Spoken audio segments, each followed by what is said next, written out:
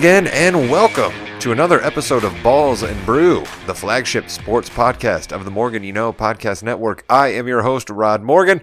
Thank you very much for tuning in, and thank you also to our host, or not our host, my co-host on the wrestling podcast, the producer of this and every podcast on the Morgan You Know Podcast Network, Jimmy Jamriska. We are here to talk about Week 9, and if I'm talking sports, with me as always is my co-host, and normally I have some snappy line here, but I'm just angry at him right now because apparently he's coming to us from the backwoods swamps of North Carolina. We had quite an issue just making contact. Mr. Chris King, are you still there? Hello, Internet. Hey, Rod. How's it going? Well, I'm good now that I finally am making contact with you, sir. Are you going to be able to last through this entire episode? Yes, and you're not wrong about the back swamps of North Carolina. All right. Well, not coming to us from the back swamps of Indiana because South Bend doesn't have any back swamps, but he's our NFL handicapper. He's under 500 right now, but we're not worried about that. We got 9 more weeks to go after this one. Josh Williams, how you feeling? What's up, Rod? If I could steal a Family Guy term, I would say the Minnesota Vikings and the Indianapolis Colts. They're really grinding my gears right now, Rod. So well, you have really every right to be pissed off right at the now. Colts. I've been trying to warn you all year that the Colts stink, and the Colts continue to find incredible ways to stink. And we will touch on the Indianapolis Colts. Don't you worry about that. But I think we have to. This was a monumental week in the NFL. I mean, there was just news coming at us fast and furious all week long. We had the NFL trade deadline, which was kind of a thing for the first time ever in my life, I think. They had specials on all the networks, and a couple of trades went down. We had huge news out of Milwaukee, Wisconsin with Aaron Rodgers. I mean, Williams, what would you classify as the biggest news this week, do you think? Derrick Henry? I mean, I almost forgot about Derrick Henry. Yeah, Derrick Henry going down. The tragedy in Vegas is another big story, and then Rodgers with the non-vaccinated. You're right, man. This was the craziest week of NFL news so far that I can remember. So wild and crazy week. I love it. You dodged the question. Chris, I'll go to you then. You'll answer. What do you think was the biggest story out of all those this week? What do you think has the biggest impact, is the one that caused you to stop and think, man, that's some monumental stuff right there? So the most important story was by far the tragedy in Vegas, I think. But the most important on-field story has got to be the Von Miller trade. Really? Okay. Now, Williams, let's stay on the field because I have a feeling Chris is going to tell us a bit of a story about off the field. Williams, how much do you think Von Miller brings to the Rams? Yeah, I mean, he's not the same player as he was in 2015, but he's still quality. And what's going to be key is that he's going to free up some double teams that Aaron Donald usually takes, or he's going to be single teamed, which is a good thing. You got Floyd on the other end too, so that it creates some problems for these top offensive teams in the NFC, and you can really tell that their front office did this is a clear sign that they know that they have to beat Tampa in the playoffs. And this gives them a really good chance to do that. I think that the Rams and Tampa are on a collision course to meet in the NFC Championship game. And we've seen the Rams have the Bucs number here the last 2 years. So it's going to be really interesting. All right, I like that. I would tend to agree with you on the field. But, Chris, you're going to spin me a nice little conspiracy story here. Let's go to Chris's conspiracy corner for a second. Tell us about how a Halloween party maybe played a factor here. Well, we're not used to seeing big names traded at the NFL trade deadline. I mean, the NFL trade deadline is early in the season. Most teams still have an opportunity to get to the playoffs or compete to the division unless you're like Jacksonville or Detroit or Houston. So you don't see big names like Von Miller. And yeah, he's not the athlete he was, but he's still probably the smartest linebacker in the NFL. So I was really surprised when I was really surprised that not only I thought Denver did get a good deal with the second, third round pick, but they had to pay 95% of his salary to make that deal happen. So I find that odd. And I found out this week through various sources in the grapevine that there was a Halloween party. Von Miller is known to throw Halloween parties. They are big, they are fabulous, they are extravagant, they go all out. But he usually does it for his teams as a reward for how they're doing in the season, the win the previous week, various things. Well, he decided, because they weren't playing very good, that they weren't going to throw a Halloween party, and it caused a big rift in the locker room. The players convinced him to throw the party. They said they would chip in and help with the expenses, blah, blah, blah. So they had the party. It was big. It was spectacular, like always. And upper management got upset because the next day there were numerous people that were late getting to the facility because of said party. Just getting after it a little too hard, essentially, is what you're saying here? Yes. And so then upper management gets on Von Miller. Von Miller gets on his team. The team backs out of helping him pay, and a combination of upper management being upset with Miller, Miller being upset with the team, a rift in the locker room, and then you see Miller out the door. A lot of people think that this Halloween party was the catalyst to send that and make that deal happen. Why else would Denver have to give up all that cash just to get him out the door?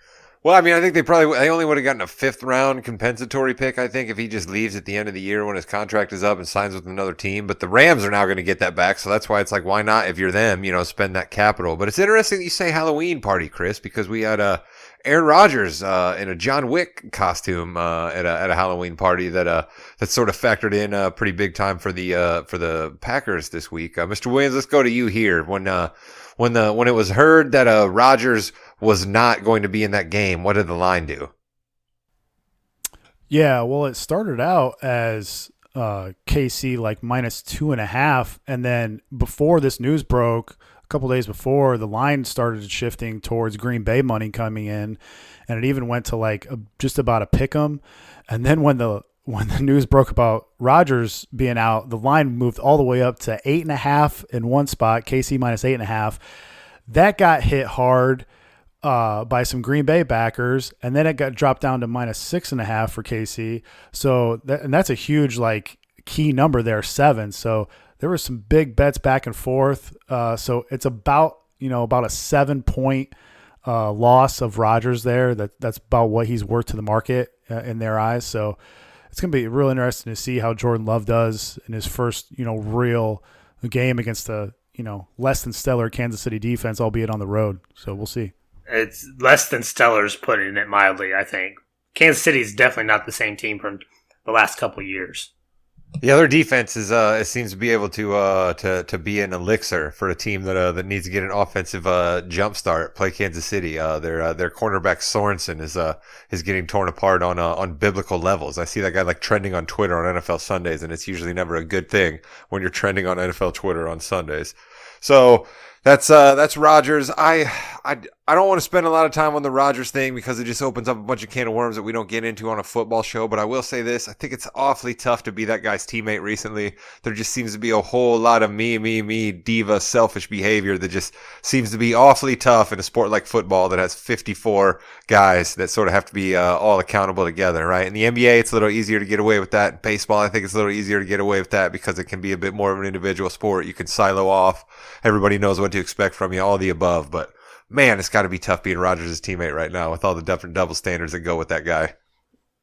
Yeah, and I'm sorry to say this, but you see that with all top-tier quarterbacks and throughout football and history. They're going to be held to that double standard all the time.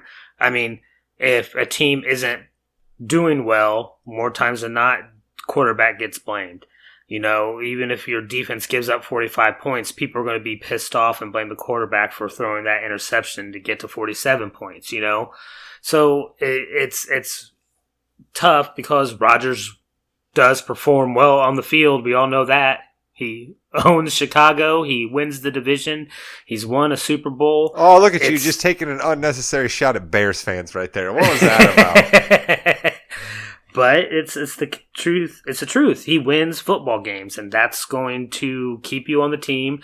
That will keep your teammates happy because then they can get into the postseason. They're going to get on TV more. That's more than enough to put up with some of this erroneous BS. Erroneous BS. I love it. I'm not even going to touch that. You're so trying to get me fired up on that, and I'm just absolutely not going to touch it. I will go here, though, to transition into my Indianapolis Colts. I'm not going to defend Carson Wentz. As a matter of fact, I'm about to chew him apart a little bit. But Carson Wentz is wearing a mask on the sidelines every game. Carson Wentz is doing his media availability over Zoom. Aaron Rodgers has not been wearing a mask on the sideline or doing his media availability over Zoom. So I don't understand. I don't quite understand. So because Carson was just out and proud that he wasn't vaccinated and because Rodgers was planning to play slippery politician with his answer, it's different. I don't know. That doesn't seem fair, but the NFL is not necessarily fair all the time. Now let's go on the field with the Indianapolis Colts. My goodness. Williams, you're more of a studier of the NFL game than me. Do you think there's been a worse interception than that one Wentz threw in that game? I mean, surely a playoff interception is going to count double, but a worse regular season interception than that one. You can argue both of them were freaking terrible. God, the one with the left hand is just, what are we doing here?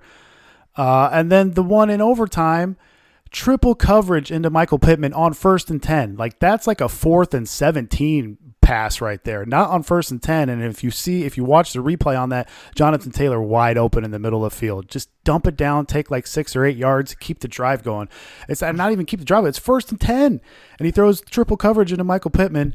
And, oh, my God, the Colts, you're up 14-0 against the Titans. You have to have this game. You let them back in the game. Derrick Henry doesn't even really play in the second half, and you still can't win at home. Just devastating loss for the Colts. Yeah, it was ugly. I mean, Chris, I know you were all anticipating what was going to happen with your Cowboys later in the day, so maybe you weren't even paying attention to your second favorite team, your bridesmaid team, the Indianapolis Colts. But I mean, it was riding high for a bit, and then as William said there, it all went wrong for the Colts, like it always does. You can't ever put your finger on just one thing with this Colts team, and I think that's what's the most frustrating about their losses. It's frustrating that they've let these teams back late in games. We've had, 3 pretty horrible losses to take, that we should have won, especially like that Baltimore game and especially this Tennessee game. And it's hard. It's hard to watch. You want your quarterback to do everything he can to try to win. But you also want your quarterback to be smart with the ball, and he was not smart with the ball in key situations last Sunday. So it's devastating, and that goes to show what you're willing to put up with if your quarterback wins versus not win. Yeah, and the Indy's not doing as much of the winning right now. Mr. Williams, let me go to you on this. We mentioned Derrick Henry at the top and then didn't talk much about it. I mean, do you think Tennessee's still basically in the playoffs, or do you think this really hurts them as far as, playoffs go, or they have such an mountable lead right now and maybe he comes back that it might not matter? Well, I mean, the win against the Colts is huge. I mean, you're basically got a 4-game lead now, and they still got a few games left with Jacksonville and Houston, and just the sweep of Indy is just huge. And so, even though I think the Colts can make a run, I don't think they have enough games left to catch and pass Tennessee, even if the Titans don't have Henry. So, and there's a slight chance that Henry comes back at the end of the year, maybe for last couple of games. So they still have that going for them. So yeah, just devastating loss for the Colts there. All right, let's get off of that then. I don't want to spend a lot of time bashing Carson Wentz because I think I've made my positions known, and I think the guy's got a lot of talent. I think that's clear. I think he's got a big frame. I think he knows the Frank Reich offense. Those things are all great, but I just think it comes down to decision making so often, and he seems to have a lot of trouble being able to make the decisions that actually win you football games. Chris, you got a guy who'd never started an NFL game before take the field for your Cowboys, and it still didn't matter. I mean, go ahead, roll Dallas. How about them Cowboys, to quote Jimmy Johnson? Yeah, I was nervous when we talked last week. I definitely thought that Dak was going to play. I thought they were going to let him play. They ended up not letting him play, and we got the Cooper Rush show in Minnesota, and he ran the offense. He took what they could get. He did enough to win the game. Our defense came up big when we needed to. After that first touchdown by Minnesota, it made me win my prop, but it made me really nervous as a Cowboys fan. I did not think that we were going to be able to pull it out, and we played tough. Our defense stepped up, and we got it done. I was impressed by the Dallas team. I have a lot of hesitation when it comes to red-headed quarterbacks, but hey, I will take a win. So, Mr. Williams, I mean, your Vikings, you and Chris. By the way, don't think I didn't notice your impression that you did of me last week, Mr. Williams. So, should we promise people that we've actually been ourselves and then that we haven't just flipped roles here since you did such a spot-on impression of me last week? I got that pick wrong, so maybe you're right. I can't believe you took the Colts, Williams. Yeah, that same can be said for the Vikings, man. I at that time when we did the recording, I thought it was like maybe a 40% chance that Dak wasn't going to play, and then as the days went on, Friday and Saturday, it was pretty evident that Dak wasn't going to play, and so I got closing line value on Minnesota there. So we locked them in at -2.5. They scored that first touchdown. By the time the game starts, Minnesota's 4.5, 5, 6 point favorite in some books. So, I mean, the Cowboys were giving you that game, Minnesota, and you could not take advantage of it. Way too conservative play calling from Zimmer. And now I gave all those stats with Zimmer, off the bye and at home and against, non-divisional conference opponents, and that's all well and good, but man, I think his time is coming to an end in Minnesota. The media's fed up with him, way too conservative. They're running the ball way too much on early downs. Kirk Cousins had no time at all against that Dallas pass rush. They were in his ear all game, and they kept calling boots. And what are they doing? It was just terrible game calling. Way, way, way too conservative from Zimmer in the second half. So, yeah, props to Dallas. I agree with Chris. I was super impressed with Dallas on Sunday night. I think that we're starting to see a pattern with Kirk Cousins, too. He starts games off hot. Those first half, Minnesota looks like they're churning, they're burning. The second half, he looks like he cannot make the throws he was making in the first half. Have you seen that, Williams? Do you agree? Do you think it's scripted? It's scripted stuff. It's scripted stuff that they practice for all week long that happens in the first half, and then when you start getting in the second half, when it becomes time, it becomes winning time, and it becomes teams are making adjustments. Cousins is completely lost. Am I right, Williams? I mean, he does have the primetime narrative of really not playing that well. That's definitely there. But I think the play calling really did him no service at all. I mean, did not help him at all. They're running way too much on early downs, and they were leaving third and longs. You saw the third down completion percentage or the third down conversion percentage for the Vikings. They're 1 for 13 on third downs at home against this Dallas defense. I know this Dallas defense is good, but I mean, I don't think they're the 85 Bears good. I mean, come on, you guys. I mean, they got to switch it up.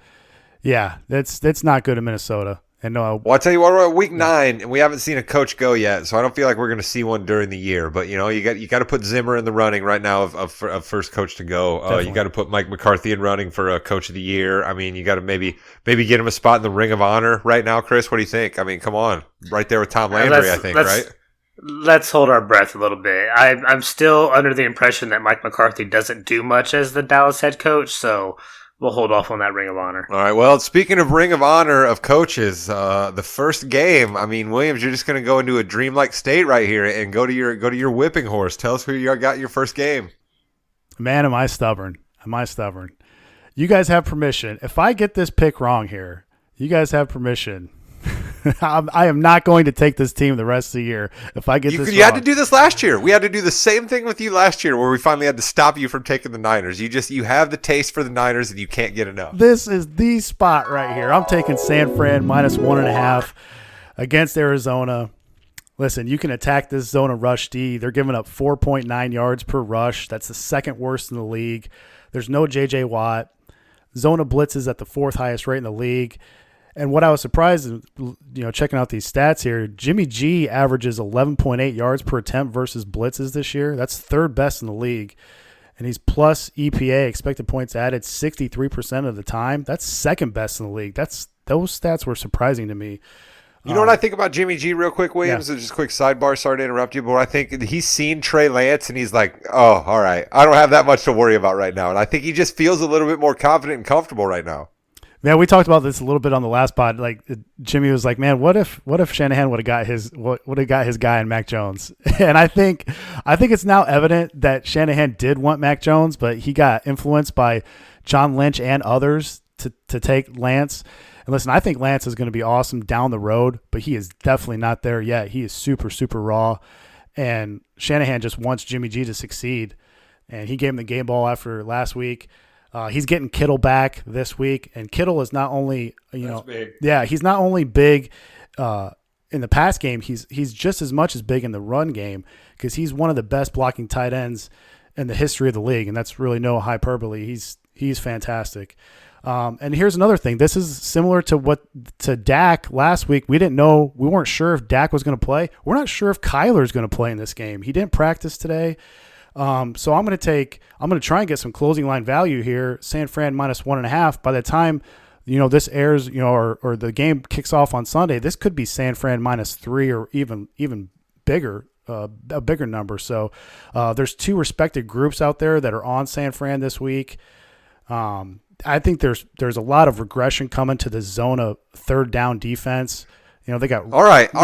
We get it. Let's go you San get Fran. drunk off of your Niners. Yeah, let's go. I mean, let's get the gold out. Let's get your Montana jersey on you. Let's see if we can get Roger Craig over to maybe make some wings for you in the kitchen. We'll get you a whole 49ers party going. Chris, I mean, talk some sense into Williams here. He gets the Niners crazy, doesn't he? Yes, he does. And it's very evident that he wants the 49ers to succeed, but he keeps betting on them and they lose. I think he needs to change his strategy. There you go. Do the old reverse jinx on him. I like it. Well, let's go on to your second pick then, Williams. Let's go. But here's another team that I think you sneaky always have involved in your games too. You always got thoughts on New England game, and they show up here.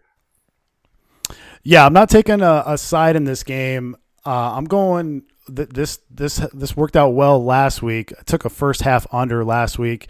I'm doing it again. I'm going first half under 21 in the Carolina-New England game. And Carolina D is sneaky 6th in EPA versus the run. They're 6th in rushing success rate defense. They're 9th in line yards, and they're number 1 in adjusted sack rate. Burns and Reddick have been outstanding on the Panthers D-line. They got Shaq Thompson back last week at linebacker, and this is a revenge game for Stephon Gilmore. So it sounds like no McCaffrey either, and it really kind of sounds like no Sam Darnold. And when you think about it, Belichick versus P.J. Walker, I see a lot of incompletions there. Belichick held Herbert last week to a 51% completion percentage and under 2. Well, why not just take the game then? Tell me why you like your bet versus just taking New England in the game. So in the last month, the Pats have ranked 31st in situation neutral pass rate. And why is this important? The less pass plays more likely means less explosive plays. Less explosive plays means less points. And they have operated at a bottom 10 situation neutral pass rate in the last month. And the Panthers D is 6th versus the pass. Last week, Carolina had the 3rd lowest pass rate. This is all like trends pointing towards really slow pace. But you think the Panthers might be able to beat them, though, is what I'm trying to get at here, and that's why you're taking your bet versus just the Pats. I think it's a close game. I really don't know who's going to win this game. I think both teams are – I think New England's definitely trending in the right direction, and I think Carolina is trying to trend in the right direction. They just don't have the quarterback to do it right now. So, like I said, no McCaffrey either, and I think Belichick is going to confuse P.J. Walker with a lot of zone. He's going to line up in man first and then go over to zone. He's going to confuse him. He confused Herbert last week. So he smells blood in the water. Listen, Chris, he smells blood in the water. All right, I tell you what, Belichick saw the Colts versus the Titans game, and he realizes now that there's only going to be one team out of the AFC South that's going to make it into the playoffs. So that completely makes it wide open for New England to go on a run here. We're going to see the Patriots back in the playoffs, aren't we? Oh, I hope not, but you may be right. Like, there's probably only one team coming from the South. So that opens that door. And even if they can't catch the Bills, if they stay ahead of Miami, which looks like that's going to be an easy thing to do. Miami's got one win. It doesn't matter about them. It matters what's going to go on in the North and the West, right? So if is Kansas City going to come back? Is San Diego going to fall to earth? And that's the thing. I don't think you're going to see Kansas City come back. I think you'll end up seeing the Patriots with a better record, Kansas City out of the playoffs. Wow. That's bold. That's bold. Jimmy, mark this down. Make the time frame of that. Chris just said Kansas City's not going to make the playoffs and that the New England's going to have a better record. Williams, your thoughts? I agree. Wow. I mean, listen, I just said New England's in the playoffs, but I see Kansas City like they're going to get the win versus Green Bay here this Sunday, and they're going to be just fine. I think they're going to be just fine. I'm not ready to count Kansas City out just yet. Kansas City has the toughest schedule going forward, and it's not even close. And they could have easily lost that game against the Giants. There's something definitely wrong with that offense. Kelsey's looking older and older every year. You know, nobody really realizes this. Kelsey's the same age as Gronk. So, you know, he could be getting over the hill real fast. And everyone is playing that too high deep safety no blitz coverage. Listen, on that's fine. KC. You guys didn't want to listen to me when I told you the Colts stunk, and now here we are, right? And so I'm telling you guys that don't count the Chiefs out yet. You know, I was a little wrong on the Chargers, right? I think the Chargers are coming back to more mediocre where you saw them at the beginning of the year versus how hot they started out. But I think the playoffs are going to have something to say between Kansas City and New England, right? I think that just those are familiar AFC playoff destinations, and I think both of them are going to be hopping again this year. So that's my call there. Let's move on to your final pick, Mr. Williams. Were those Vikings who you just had such nice things to talk about are playing Baltimore? So I have a feeling I might know where you're going here. Yeah, man. I mean, usually I like to take teams. I like to buy low on teams, but no. I've had enough of this Vikings team. I'm actually taking the team total for the Ravens over 27.5. You can find that on FanDuel. They get Nick Boyle back for the Ravens. They're kind of offensive line / tight end. He helps tremendously in the running game. Harbaugh's one of the best against the spread coaches off a bye. They're coming off an embarrassing loss at home to Cincy. They should be motivated. And the defensive line for the Vikings, Daniel Hunter's now out for the Vikes. And this Vikings team, like I said, they looked pathetic on Sunday Night Football in the second half in a game that they had to have. Now they're traveling out of conference to a tough Baltimore team. You've got defensive guys coming out questioning Zimmer. You've got the local Minnesota media that is really fed up with this conservative coaching staff. And I like the Ravens to score a lot of points here. The only reason why I didn't take the Ravens -6 is the Vikings do have that good zone blocking scheme that could cause problems for Baltimore. And also, as much as we knocked on Cousins earlier, Cousins is good against the blitz. Baltimore loves to blitz more than any other team. I think that's actually helpful in the team total because maybe Minnesota gets a couple explosive plays. Maybe they put some points up on the board and Baltimore has to score. So I think Baltimore gets out to an early lead here. I like the 27.5 over on FanDuel.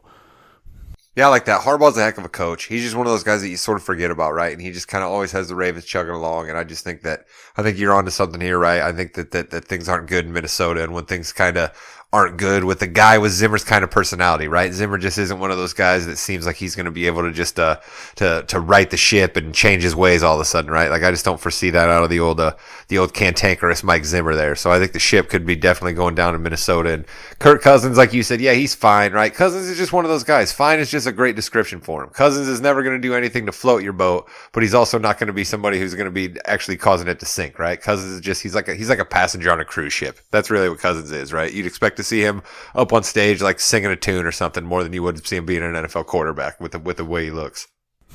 Even Stevens, Cousins. All right, let's go to now Williams. We said your record 11-13, so we're open for a nice 3-0 this week. Get you back 14-13 when we're talking next week for week 10. All right, does that sound good? Let's go. All right, Chris. You on the other hand, though, you've turned it around. Me giving you more props every week has turned your record up. Well, tell the folks what your record is on props right now. Right now I'm at 11-8.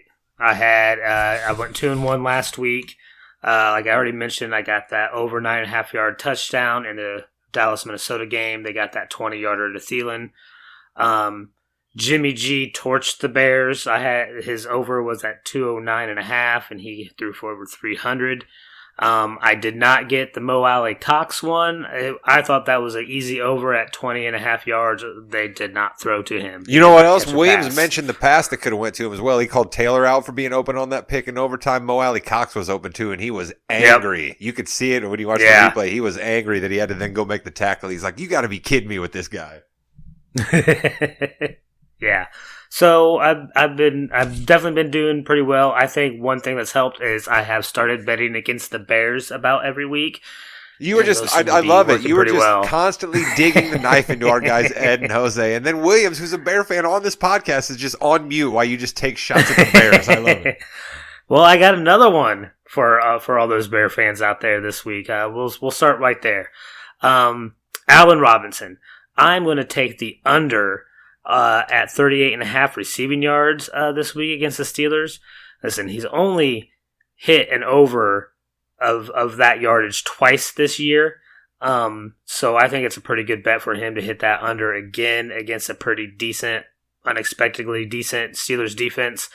I found that at minus 105 at bet 365. What I'd be worried about on that is I'm with you that he's not going to get a huge volume, but Fields has such a dynamic ability in him that one 45-yard play and you're done.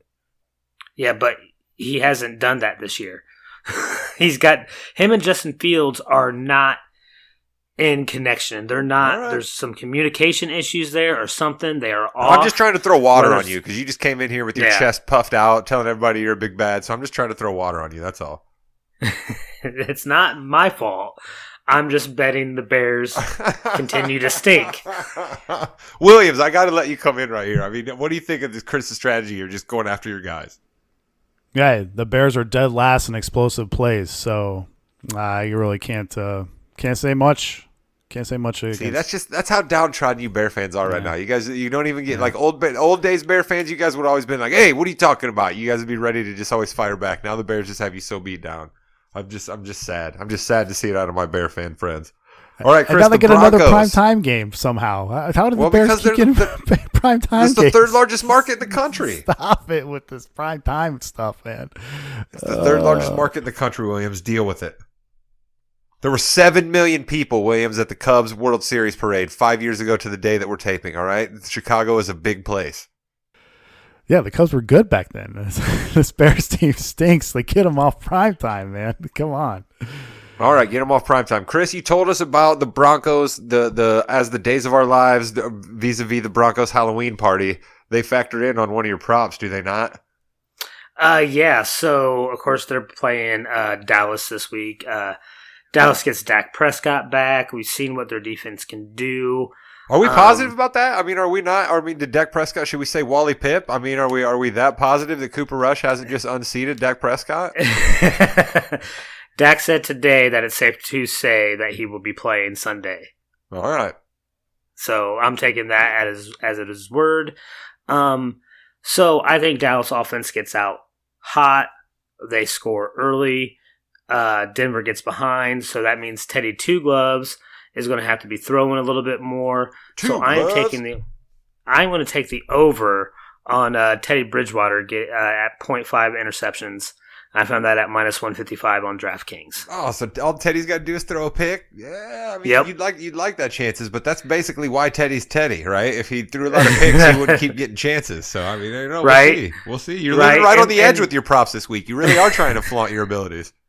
So, but like Diggs didn't get one last week. I think he's going to be ball hawking a lot this week. I think he gets another one, and that would win me this prop. So that's why I'm taking that one. All right, there we go. Let's go to the Raiders. The Raiders. Henry Ruggs. Shout out to Derek Carr. I think Derek Carr was stand up doing his press conferences. That's awfully tough situation to have to deal with, and it's sad to think that somebody had to lose their life because somebody was doing something that's as easy as taking a couple of seconds, especially in a place like Las Vegas, to get another ride. So, yeah, no, and you're right. Derek Carr showed true leadership in that interview or press conference, and that really impressed me. And the Raiders have impressed me. They came out that week after Gruden was let go and proved that they can stay focused through adversity and continue to win games. And I think they do that this week. They get the Giants, not a great team by any means of the imagination. So I have Derek Carr getting the over on 1.5 passing touchdowns. I found that at minus 175 on DraftKings.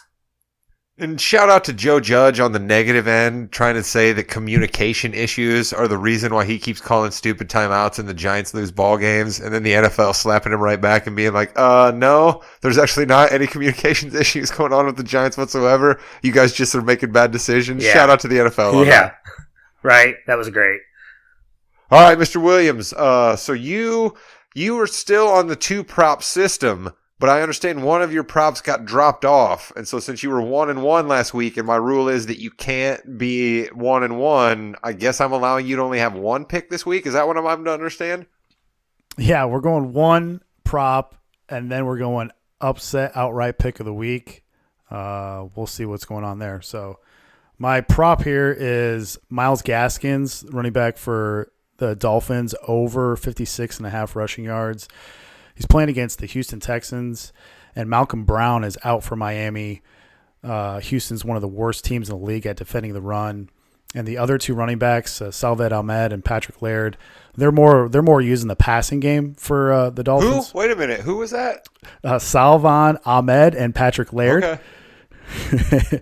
And this should be a rare positive game script for Miami. Gaskins should get a handful more carries than what he normally gets. And in half of Miami's games this year, he's averaging 5 yards per carry. He's just not getting the ball enough.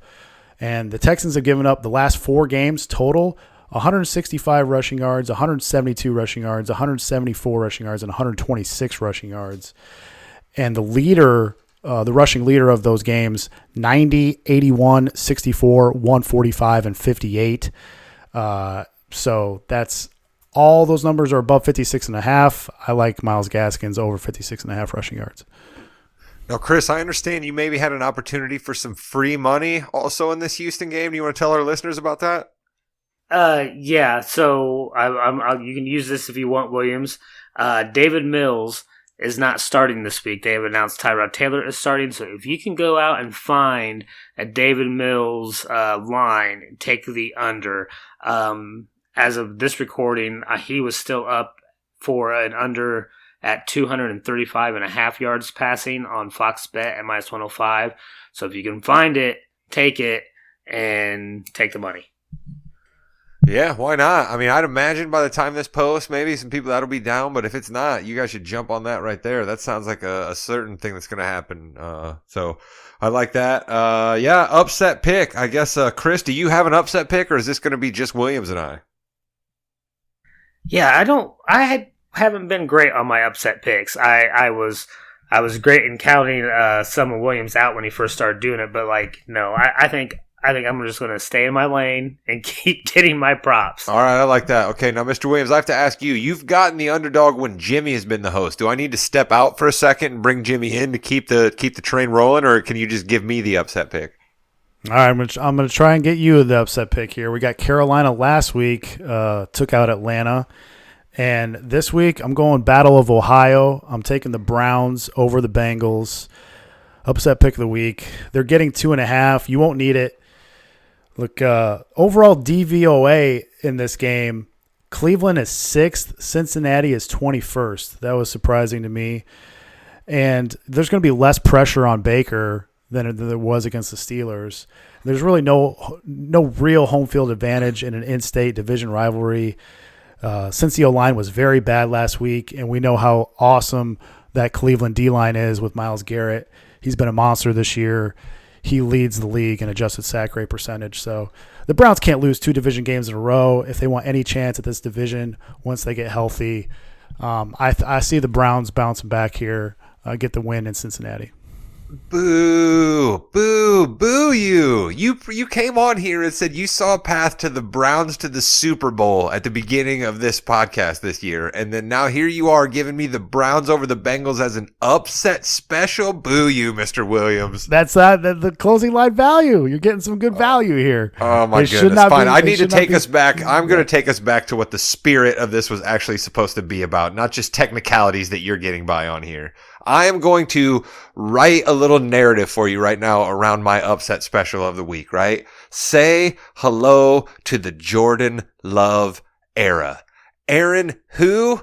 Vaccine, what? It won't matter for the Packers. Jordan Love has a huge game against this terrible Kansas City defense. Packers are getting 7.5. They won't need it. They're going to beat Kansas City outright, and Jordan Love is going to light the league on fire in his first ever start, and Aaron Rodgers is going to be all in his feelings about it, and I am here for every second of it. I thought you said Kansas City's going to make the playoffs.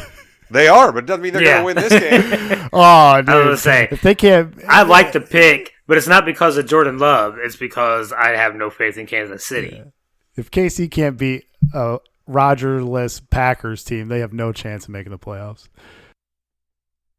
I'm telling you, I just laid out a great narrative. Everybody that wants to get on board, the fairy tale ending for Jordan Love, the wonderful beginning. Aaron, who? Unseat him. Forget it. Get out of town here, you diva. You're all about yourself, wanting to marry your actresses, wanting to host Jeopardy. Do you even care about cheese anymore, Aaron Rodgers? I think Packers fans are totally there, and they will be all ready to slurp up some Jordan Love after a big win over the Chiefs.